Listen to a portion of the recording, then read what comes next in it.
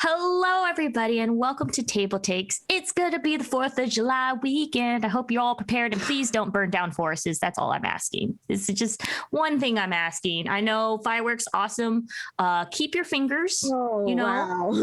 Wow, I didn't even think about that. Wow. Yeah, it's 4th of July this weekend. I bought myself a new grill to have on my porch with my son T. And also, hey, I don't know if you guys noticed, we have Monique joining us again today. Hello, Monique. Hi. I don't have a new grill, but I did brush my teeth. Ooh. By the way, all the better to see that beautiful lipstick you have on, by the way. Hot dog summer. Hot dog summer. Did we say hot dog? Hot dog or hot goth. Hot goth. I thought you guys were talking about hot dogs. I'm sorry. You can be goth and have hot dogs. I will allow that. Or chili dogs. I like the tofu dogs a lot. Ooh. Really? Pretty tasty. Let's check that out. Not judge you for that. I thought this was a safe space, so I just wanted to confess. This is a safe space. Never Isabella. Isabella's judgy, okay? Judgies. Hot dog summer. Okay. But yes, what have you been up to, Monique?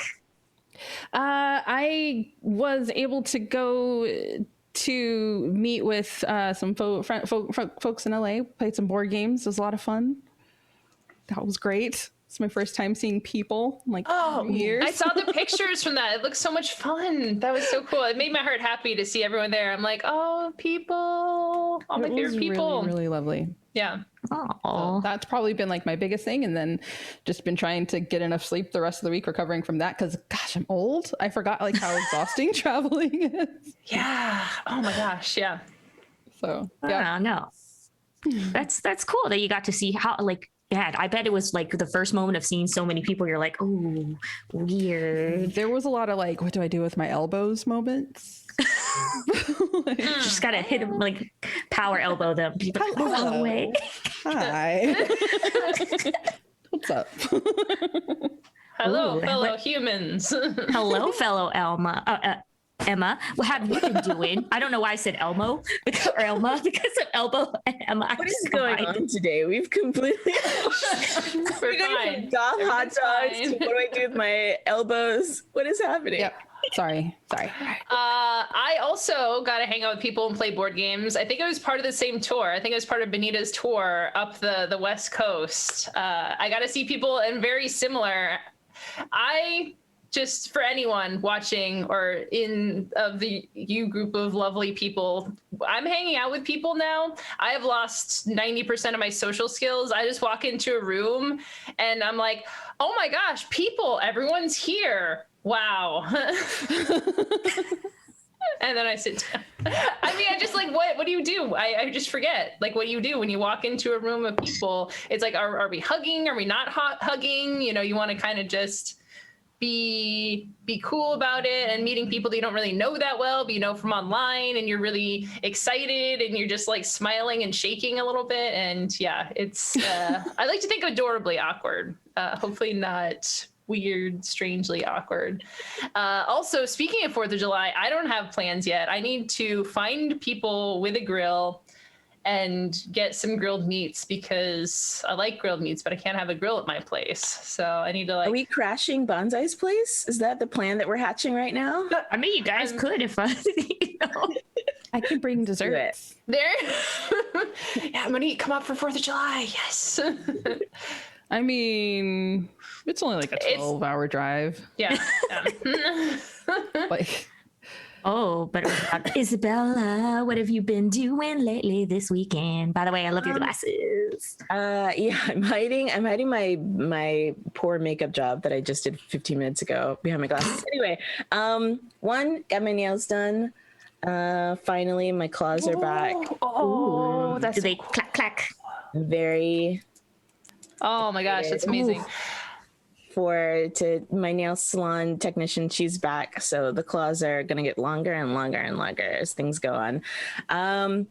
2 is hot AF. It was very hot this past week. I died a little on Monday, and then I was resurrected by Wednesday. I think I came back to life, which was really, really stressful because it's not supposed to be this hot in the Pacific Northwest. In June, it's not supposed to be 112 degrees in June. So yeah, froze a bunch of tiles and laid them down on the floor, and my cat and I laid down on top of these frozen tiles. And that was it. That was all I could do. And then this week I got to see a sneak peek of this movie called The Summer of Soul, which is a documentary by Questlove, who is from this band called The Roots. You've probably seen Questlove on TV. He's a brilliant drummer, an amazing musician, and he found this archival footage of this music festival that happened at the same year as Woodstock. But this music festival that happened in New York, it was all Black. And so it was like Mahalia Jackson, B.B. King, Gladys Knight and the Pips, Nina Simone. Like, it was all the biggest stars of 60s, 70s music that came to this festival. And nobody's heard of it because it happened at the same year as Woodstock. And so nobody cared. Oh, yeah. And so they found the footage and they put it together, and now it's one big documentary, and it's beautiful. It's one of the best documentaries. I cried, I laughed. It's just a documentary that's about the power of music, because all of the footage that you see, okay, I won't go long on this, but it comes out on Hulu in like a week or so. Please watch it, because it talks a lot about how Black people, the images that we have of the 60s and 70s is a lot of us being like brutalized by police, and a lot of us being sort of treated really harshly, and drugs and death, and the death of Martin Luther King and the riots and everything like that. But this documentary is all about all the ways in which Black people had fun and celebrated and did music, and what music does for the Black community. And it was a really, really great documentary. So please check it out. It comes out on Hulu. I can't remember the date. Soon. It's coming out really, really soon. It's called Summer of Soul. Summer of Soul. Thank you, Emma, for posting that link into chat. If you guys want to go ahead and check that out. Emma just so cool. put it. Ooh, Summer of Soul. I guess, yeah. I've been moving. This is a new location. Sorry. Usually I have Gen Con in the background, but I'm in the middle of the new moving. You're not at Gen Con? I'm not at Gen Con. I was never at Gen Con. Wait, am I at Gen Con? I love it because it's that is meme. this You ever see Gen that Con? meme of like two astronauts, and they're like, "It was never Gen Con. It was never Gen Con." You know what I'm talking about? Never mind. Somebody in chat, somebody watching got it. Never mind. The refrigerator isn't real. That's another meme that I don't know if anybody gets the reference to.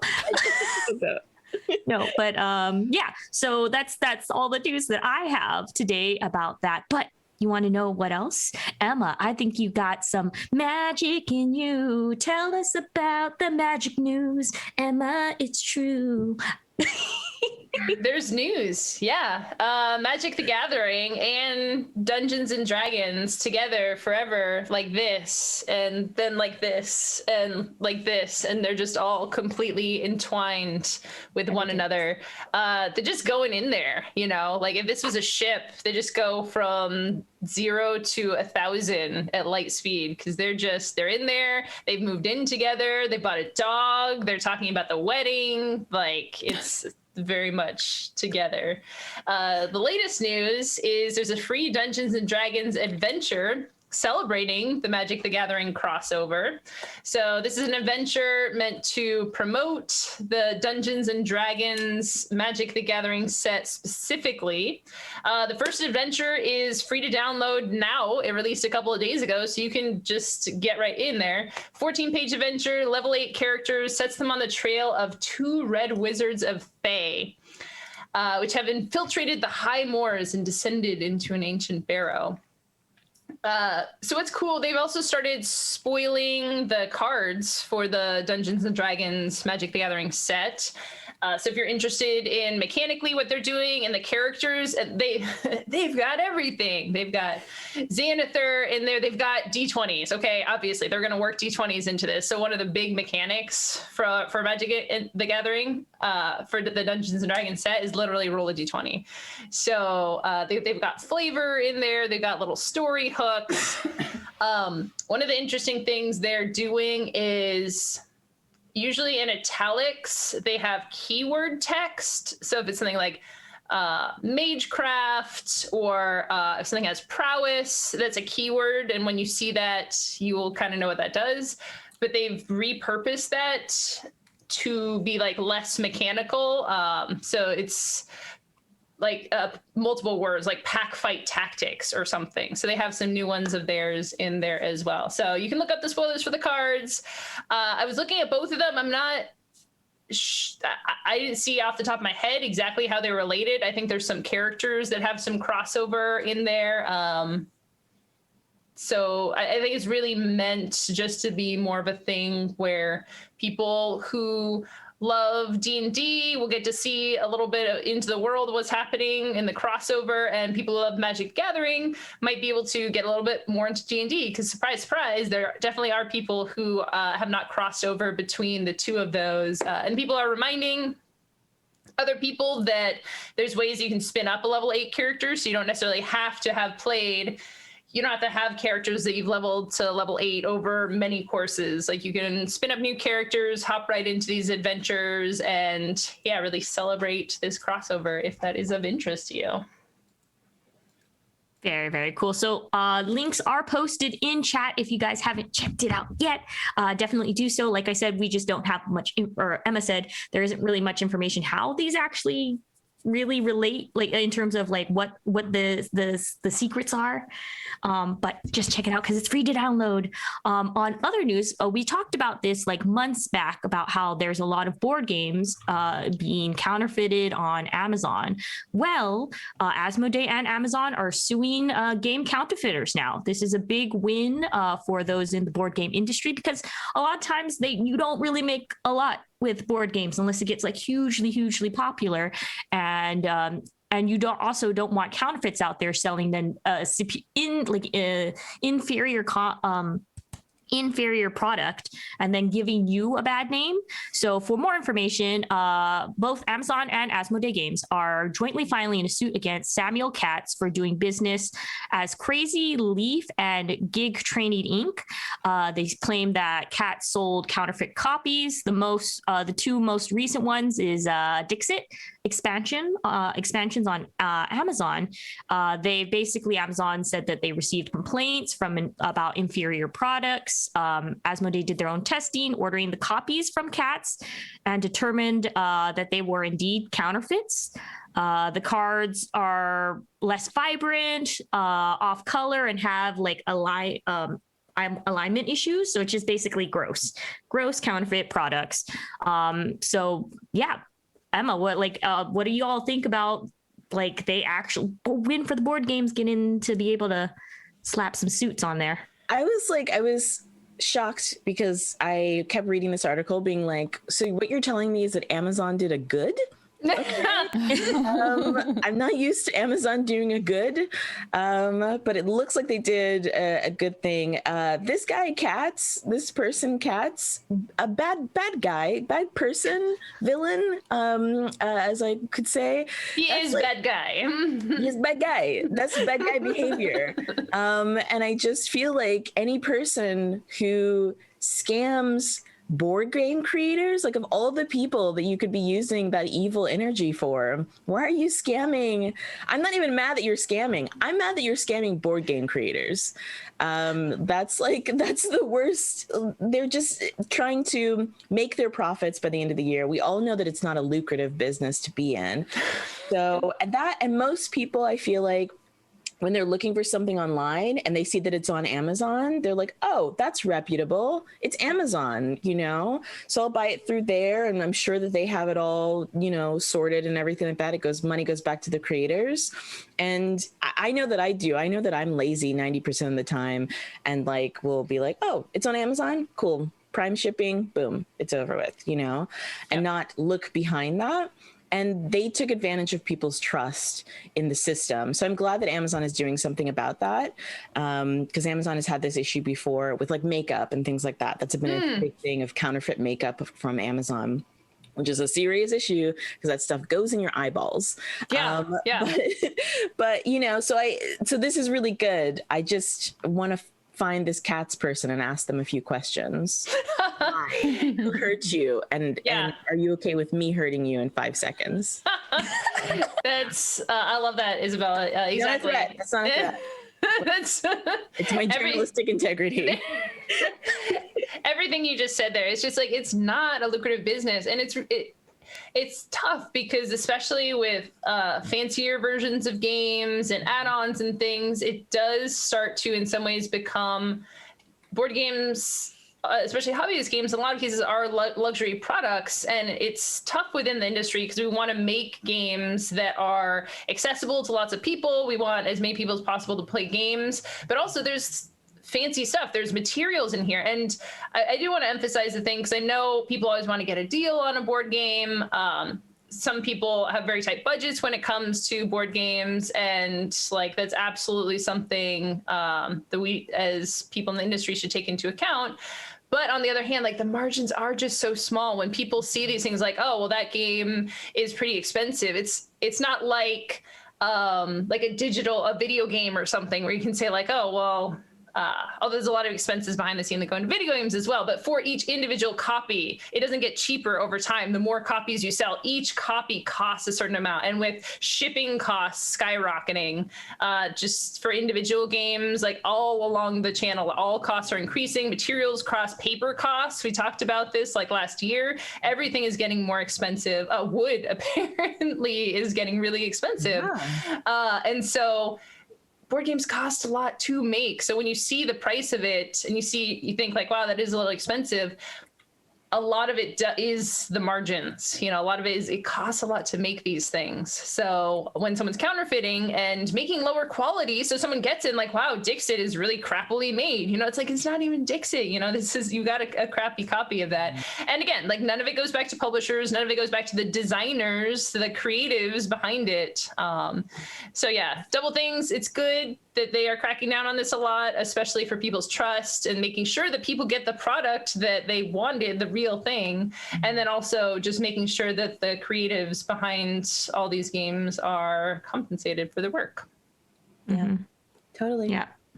Oh, Monique, you said you had something to say about that, about hearing through the grapevine of the quality of the counterfeits, you're saying.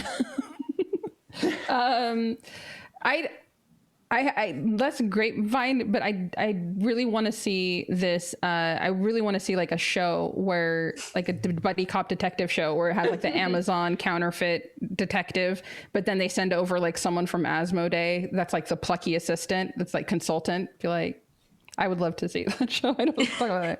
Yeah, like SVU. Like, instead of a Law and Order SVU, they just have like Law and Order tabletop crimes. Oh my gosh, yeah, and they're like enhanced, and they're like using a magnifying glass on the components and looking at the bleed of the cards, you know, alignment, and just really nerdy stuff. It's like, you see the edge here, but then they could also 30 millimeters off. like a murder mystery where like they were playing a murder mystery game and then someone actually did get murdered. So then there's I'm here for it because Monique, like we gotta talk. There's some ideas brewing. Oh, and then you can branch out to like counterfeit like magic cards and counterfeit like Pokemon cards. Pokemon, yeah, get into the Pokemon thing. We're doing counterfeit Pokemon cards. We're doing counterfeit Pogs. You remember those? We're doing those. We're covering all the gaming crimes. Game crime division. God, that came. CD. I want to find out like the forensics of like how they track down these counterfeiters. Be like, we found this print shop that only uses this ink. Let's we gotta bust in super violently. Like we gotta just like kick down doors and stuff like that and be like, freeze, counterfeit game police. And then they're like, whoa man, it's not me. And then we like slam their head on the ground and get really, you can be good cop, Monique. I'll be bad cop. Okay. All right. Whoa, why is there violence? But that's fair. That fits. That tracks. Like, speaking of, it has to be real quick. It has to be board game themed. So you put like dice in their mouth or something. Yeah. Like it has to be. Oh, geez, that's gonna break people's teeth because then you put in the mouth, then you hit them up. Ow. Anywho, speaking of dastardly deeds and things. So this next news is something that we cannot confirm or deny is a reliable source, and is not actually associated with Gen Con. This is just us like fangirling all over. Isabella, give us a scoop. Banzai is trying to cover all of our legal tracks, despite the fact that we don't understand the legality of doing any of this stuff. You just say the words and then you don't get in trouble, right? Yeah, all you do is say allegedly, say it's not from a qualified source, and we're covered. That's how the law works. There was some D&D set leaks that happened. These set leaks came from a Twitter account that I cannot verify. They only have 2,000 subscribers, so I don't know who they are. And the guy that runs it is I'm sorry, my cat is trying to get into my Amazon packages. Hi, Wacket. What is wrong with you? There's a counterfeit in here. I can smell it. Counterfeit games. Oh my God. Counterfeit. Cat detective. I hope you guys can't hear that. But it was reported on a whole bunch of other news sources, as including Screen Rant, and there's some really cool sneak peeks. If you don't want spoilers, if you want to watch the movie for the first time and you don't want any of these leaks or anything like that, then please put your fingers in your ears, ignore this, do not click that link. But from what I'm seeing on the set, there is Michelle Rodriguez holding an axe with tattoos, riding a dragon. And all I can say is take my money now. This looks fantastic. The movie, if you haven't heard about it, is filming currently. There's a whole bunch of stars that have been added to the movie, including my future baby father, Regis Jean Page from Bridgerton, Chris Pine, Hugh Grant, Michelle Rodriguez, Justice Smith, who you might know from Detective Pikachu and the Jurassic World movies, and then Sophia Lillis, who you might know from It Chapter 1 and It Chapter 2. And so the movie is... you know, Monique, the one with the clown, the movie with the clown. You remember that? Yeah, no, I was just like, wait, Jonathan Brandis is back. But then I was like, no, that's like the original. Sorry. Every time I hear it, I think of Jonathan Brandis because that was my true love. It looks like there is Sophia Lillis's character might be like half tiefling or something like that. She's got little itty bitty horns, which look really cute. Justice Smith is there holding an umbrella for some reason. Maybe that's all he was equipped with. That sucks when that happens. And Chris Pine. And then there was also some leaked reports that Benedict Cumberbatch has joined in a mystery villain role as well. So we're getting more evil British people. You got to have an evil Brit. Come on. At least one. This is what we do. We always have evil British people. We love it. You have to be evil and British or evil and Russian. It's the law in America.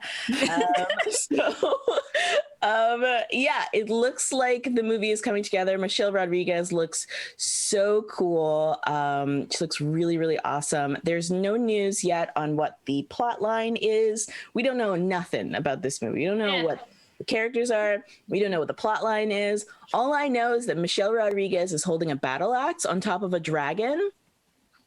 Yeah, I mean, what more do you need to know? Like, that's... I'm really actually excited about that umbrella. I mean, they could be like standing in prop for like shooting something later, but honestly, like all my best tabletop RPG stories are because like it didn't work.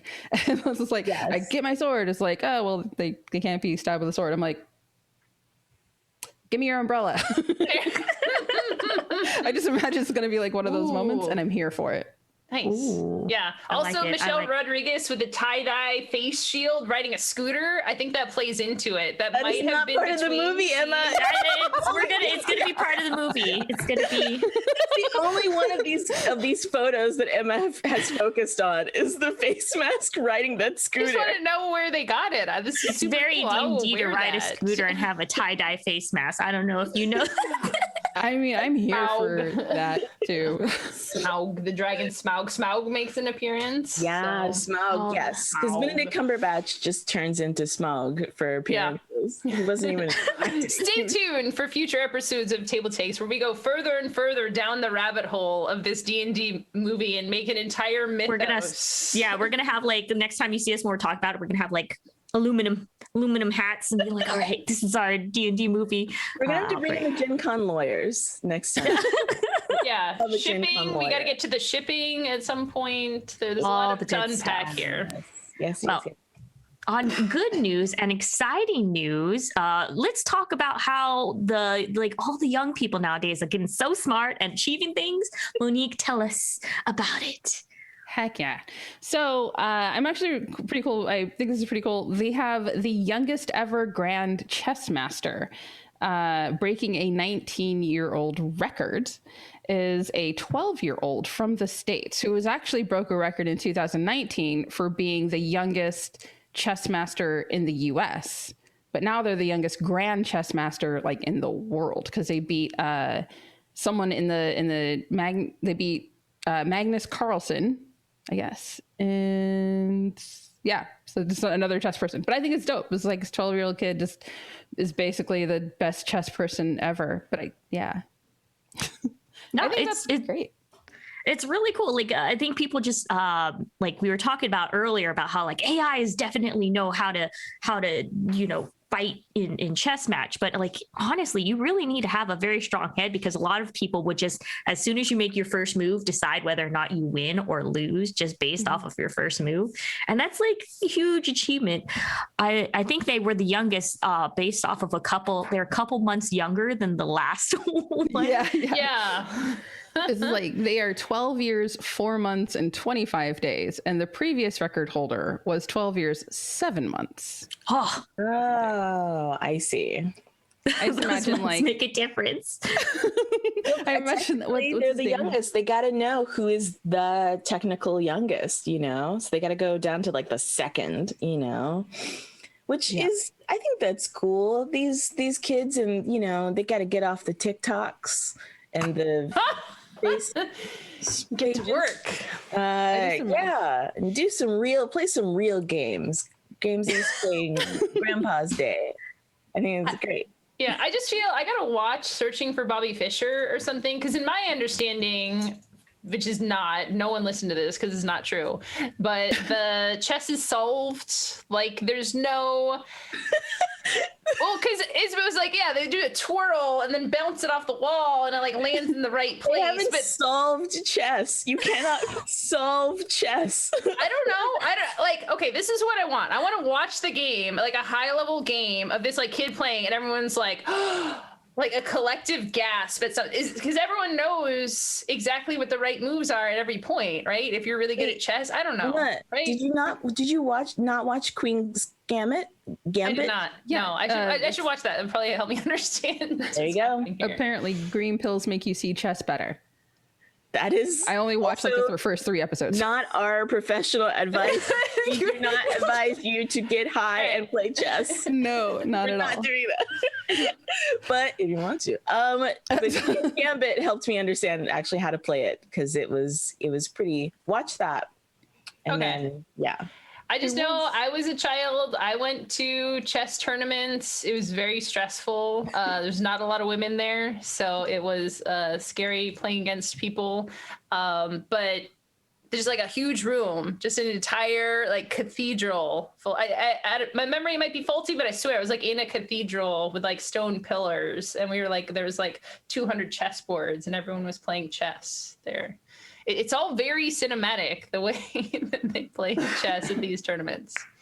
Yeah, it's like a secret society of chess. Welcome to the cathedral. I was going to say, are you sure that you played chess and that wasn't like a DVD extra of Eyes Wide Shut? Yeah, it wasn't like a fever dream where I was just, I'm not entirely sure, actually. It could have been invented by my brain. It's okay. Well, I know there is information that you did not invent that is happening. Sad news, bad news. Emma, please break it to us. Yeah, I was saying this is sad news. It is sad news. I feel the tiniest bit of Schadenfreude here, I guess. Okay, so what happened is Magic Legends will shut down in October before the game's full release. This is a blink and you miss it thing. We talked about it a little bit on the show. And yeah, the beta came out, I think like a month or two ago, and they had a bunch of streamers. They made like a big deal about it. And I realized thing is like, oh, I hadn't heard about it since then, but you know, there's always a lot of stuff going on. I hadn't thought about it since then either. I downloaded the beta and a bunch of my friends played through one time, and we all love Magic the Gathering, but I never ended up playing it. My friends never suggested it, never came back to it. So it's one of those things too. And it was at, because I originally saw it at a convention, is either PAX East or PAX West the year before. So it was cool. They had a big thing with like a very early version of it and people were playing it. And I was a little skeptical, you know, I like a lot of the Magic characters, you know, but pushing it more into the video game territory. I'm pretty picky about video games, so it's like, how exactly are they going to make all this come together? And then when I finally did see it, I'm like, that looks a lot like Diablo, like a lot. And I love Diablo, but I don't need another Diablo. Like even the part where it's a desert, right? It's the 2D orthogonal, and you're like moving through it. I'm like, just like a lot, you know. It's like if you're gonna make a game, even in a game with a strong IP, you got to bring something new to the table. And the idea that you could only cast like each of the colors, right? So I think you were like 2 colors. So if you were a red and white mage, you could have cast a bunch of goblins and stuff. And there's a lot of pets in it too. So you would have a little elemental following you around. So it's interesting. Like they had a lot of cool pieces there, but now it's for an online multiplayer game, right? If you don't make it a hit right out of the gate, it's really tough, and just goes to show, right? Like dead in the water before it even is a real thing. Oof.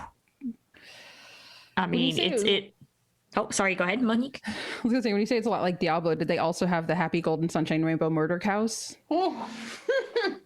I don't know, because if they didn't have those, like they would be missing out, because it's such a core part of Diablo.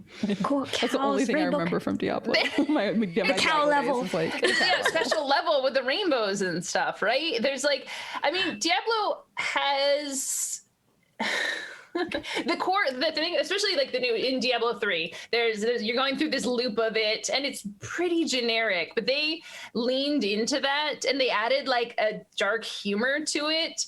So it kind of succeeded despite itself, because they first released Diablo 3, it was a disaster, and then they just leaned into it and just made it a loot grind. Like it's a loot box. Like you just go through swinging your swords and gold showers all around you, and it's just like true gluttony in video game form, and they really reveled in that.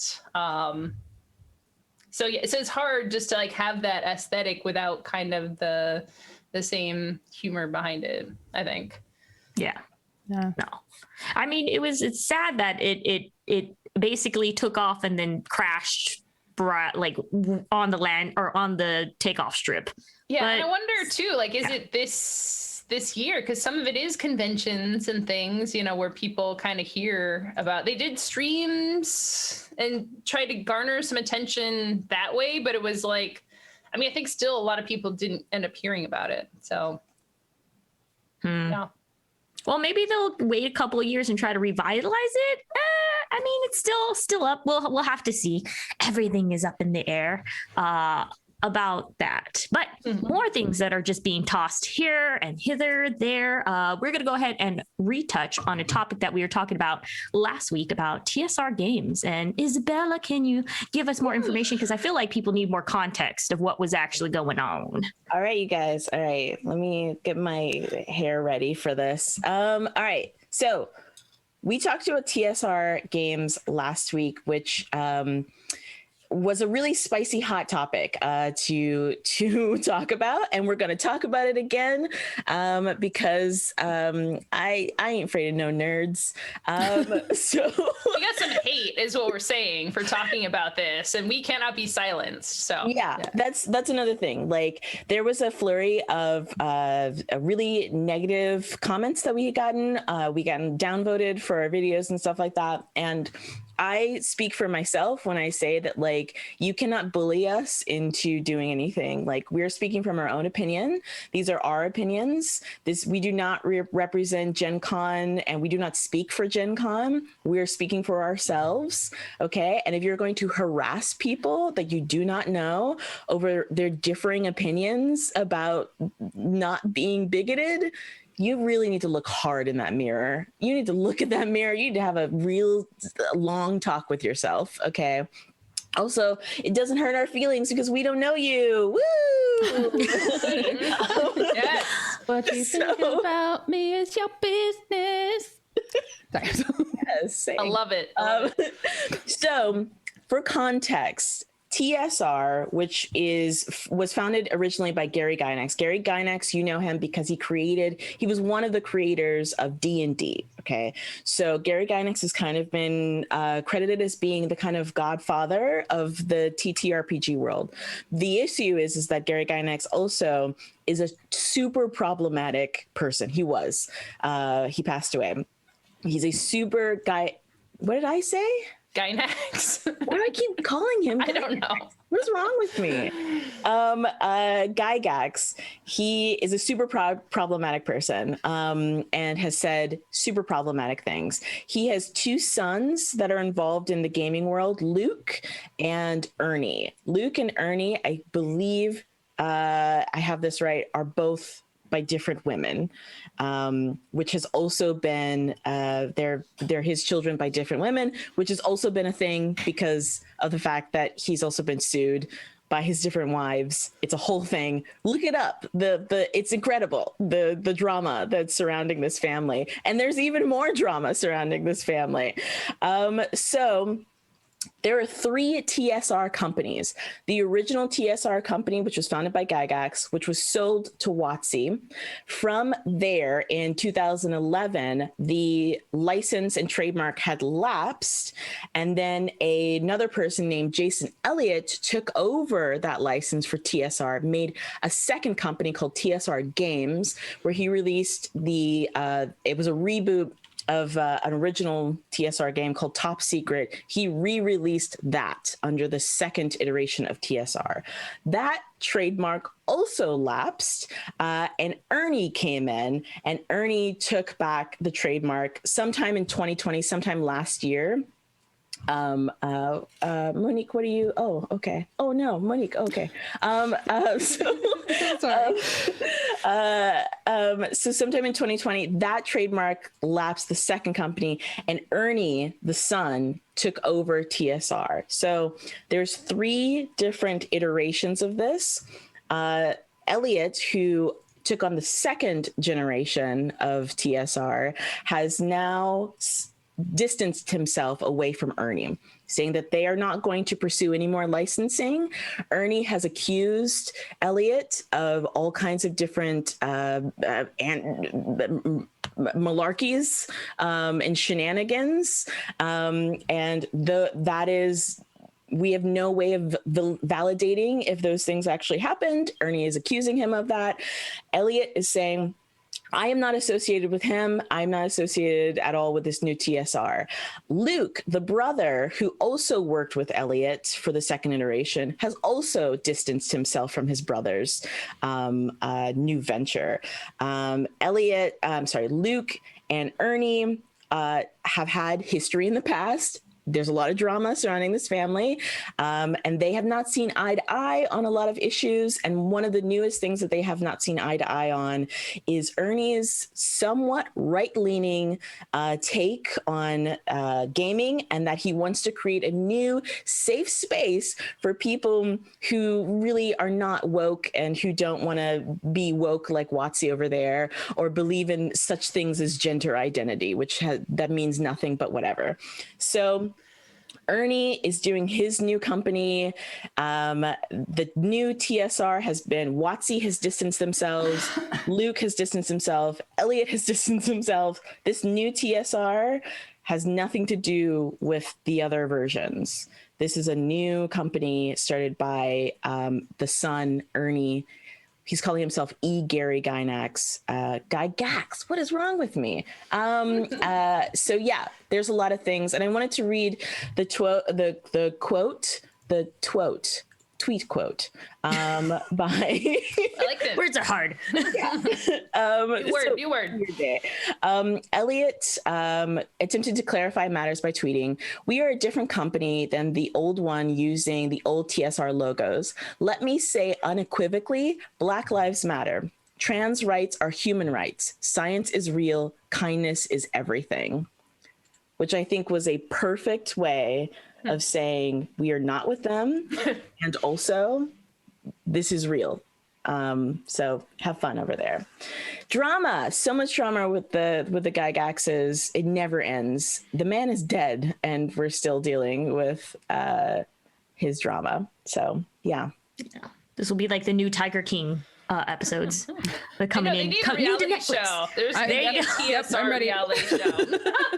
I think that this would actually make a really good documentary. Actually, I do think I would actually watch this. Yeah. Like just kind of.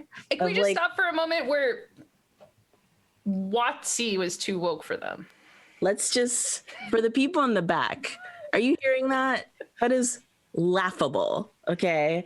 It's ridiculous. It's what we've been coming up against for so long. This idea of like people who want traditional games. You remember when you can make orcs thinly veiled racial stereotypes? We want to go back to that. Okay. So all of my orcs are big with dreadlocks and big noses and big lips, and they have low intelligence. What does that mean? Like, they want to go back to that. Let them go back to that then. I will play with my wheelchair accessible D&D games and my gender fluid characters who can be bisexual. I'm going to play that game. You go. Yeah, that sounds a fun game too. Yeah, you're going to play the game where sex changes aren't forced upon your character because don't even get me started on that. But yeah. So we're going to go before I even go into a rage fit because, but we have even more drama coming out. Emma, you got more. We're just going to roll on this drama train right now. Yeah. Go we ahead. just re-envision the entire show to just be the drama show and just dig up the drama-iest drama. Drama. All right. So Reiner Knizia has been in the news a little bit lately, and specifically the latest development in this news is Reiner Knizia is going to sue Grail Games' previous publisher for breach of contract. If you've been following along at home, it's all very serious thing. People's livelihoods, not lives, so their livelihoods and their businesses are at stake. So it is serious, but it's a little bit like, come on, just get your act into gear. Grail Games first had posted saying that they were not going to publish Reiner Knizia's games due to underperformance. So before Reiner Knizia even said anything, and Reiner Knizia was like, we're not working together because you breached your contract. This is going to be a little subtle, so hopefully not too hard to follow along, but publishers, when you start to sell games in lots of different companies, you'll have different distributors selling into different countries, and you have pretty rigorous rules about who can sell where because people invest, right? They're going to invest into advertising. And if they do this big push to sell a game in Spain, for example, and then another company comes on Amazon, like we were saying before, and starts selling games into Spain, there's some conflict there and you can lose out on a lot of money. So what Grail Games was allegedly doing with proof and evidence, was selling games in places that they weren't supposed to. And Reiner Knizia, who orchestrated deals with different people, they were coming back to be like, you said we could sell the games here, and now Grail Games is selling it. What is up with that? So apparently had issues, and that's a breach of contract. That's written in the contract. You can and can't do this. And they were disobeying what was in the contract. So yeah, and this was after their whole first tweet. It's like, oh yeah, it's like a subtweet, right? Yeah, Reiner Knizia's games aren't selling well. You know, Reiner Knizia's games suck. Nobody wants to buy them, right? And then they actually removed that original tweet after this whole thing came out. And yeah, so the fallout of this, apparently it's come to the point where suing is getting involved because it's not good. Lots of people doing the bad. Yeah. Well, I mean, it just is interesting. At least these creators are actually getting a voice, and you know, they have the receipts to be like, no, you can't beseech my name, dear company. I have receipts. I have the proof. So, I mean, that's at least on that close. We'll have to keep more on check on this as the legal battle goes and commence. But you know what? After all of this drama, I think, Monique, can you give us hope? That little corner in the Pandora's box, that little sparkle of hope that we still keep in our hearts, please. I think I have something that may be a little hopeful. Is a Kickstarter. Yes. Is actually not a Kickstarter. It's an expansion. Forgive me. It is an expansion. And I am actually very, very wildly excited about this because this has probably been one of my favorite games that I've been able to play in the last year, especially on BGA. But it's Lost Ruins of Arnak is coming out with an expansion. And it's going to include some additional leaders that you would get to play. It's called Expedition Leaders. So you have these leaders in the game, and you'll be able to take like new research tracks and things like that if you've played Ruins. It's really, really good. So I'm really excited about that expansion. Have you played? It's like Indiana Jones, like the board game. Okay. I haven't had a chance to play yet, but I've seen, just looking at the vibe of it, it looks very adventurous and like the theme, like you said, I think the theme can contribute a lot. So it's not just worker placement, whatever, your exploration, I guess, kind of like discovery. Yeah, you gotta like collect compasses and modes of transportation, and then when you go and discover this like lost ruin of this land that you're in, you get to like discover like these big giant monsters, which I really like. And then it's very exploratory. I love it a lot. It's so this new one is just going to add more asymmetry, and then more research tracks, more items to find and discover, more I think they have more leaderboards where you're doing something different as an individual, so you're playing more of a character in this world. Nice. That sounds fun. Right. That's an awesome thing. So if you guys are excited about Ruins of Anarch, go ahead and check out the expansion that is coming soon. All right, folks, that was our headliners for today. But guess what? I'm going to hit you with a bundle, because it's bundle pass. Bonsai covering the bundles. Bam, bam. And also, look, I don't have a green screen behind me, so there are people. I live with people. There are living things behind me. Anywho, so here's my dogger. Yes, they're all my doggos. Here. Oh, so this week on the bundle holding is the Yellow King. It's a supernatural horror RPG. Think of the King in Yellow is a collection of inspired like stories that even inspired Lovecraft Cthulhu mythos. So the whole idea of this game is that think of like kind of extraterrestrial horrors slapped with a little bit of fae, and then set that with the human realm. So like you walk in and then bam, you get slapped by fae in the fae face kind of thing. So if that kind of thing sounds interesting to you, the game is based on a slight variant of Gumshoe system. The people who created this did games like Trail of Cthulhu and Knight's Black Agent. For $18, you can get the core rulebook and 6-track sounds, basically meant to be playing with the game. So the ambiance, if you want more ambiance, creepy, fey ambiance, accompanying your game, you'll get that. But if you level it up to $28, you get 4 additional resources: the Yellow King, including Paris City, and an annotated version of The King in Yellow, which is basically the stories that this is based off of, and also 2 original novels based in the Yellow King universe. So if that interests you, also, if you want to go ahead and give to CARE International, which helps fight poverty and social justice by empowering women and girls, if you want to support that charity organization as well, go ahead and hop into that and get that bundle of holding, the Yellow King. All right, folks, now. Hear ye, we are also part of the court, the Kickstarter court, because we have kicked the Derek Kickstarter queen out, and now we are a democracy, and we are led by the people. And thus I will start this off by the Kickstarter, Epic Spell Wars of Battle Wizards and Annihilation. All right, this is a very large word, okay, so I don't want to be judged. This is a very large word, but it ends in 25 days, Tuesday, July 27th. So I'm going to tell you, as soon as you click on the gaming link, Epic Spell Battle Wizards, Annihilation done. Please, how do you pronounce this? Right? Annihilageddon. Okay, so Annihilageddon 2. This is the second on the game board of this game series. It's a standalone thing, so if you don't have the first one, don't worry. It's standalone by itself, but it also is compatible with the old or the first Annihilation, the Battle Wizard. Yes, the Battle Wizard game. It's extremely macho, extremely punk. If you ever see these art style, if you like that kind of like 90s punk, kind of like Adult Swim After Hours kind of art style that you kind of get, this is the game for you. Lots of tongue-in-cheek humor, lots of potty jokes, very graphic kind of art style, like kind of think of like the Garbage Kids kind of art style. This is what it invokes.